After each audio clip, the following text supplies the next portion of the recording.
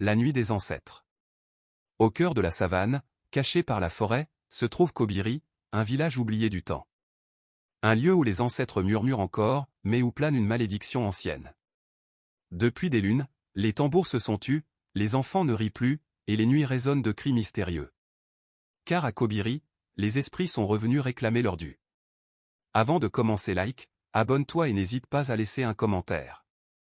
Dans les profondeurs de la savane, loin des routes et des villes, se trouvait Kobiri, un vieux village ceinturé de forêts épaisses et de collines rouges.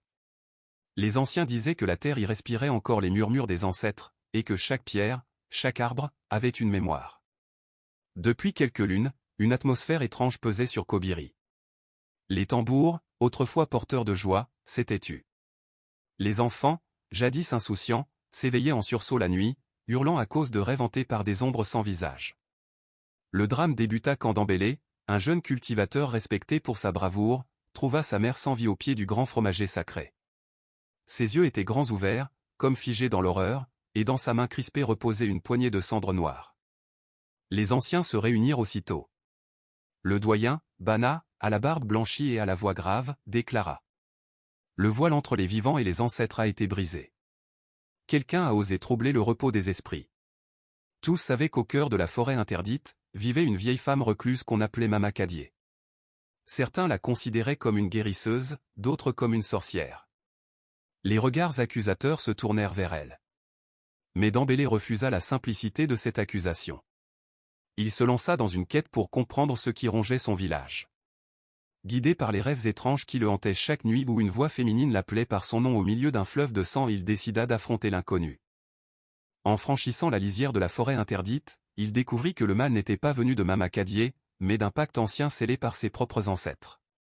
Pour protéger le village de la famine, ils avaient promis chaque génération une offrande de chair et d'âme au grand esprit de la rivière, Ngani, gardien des profondeurs.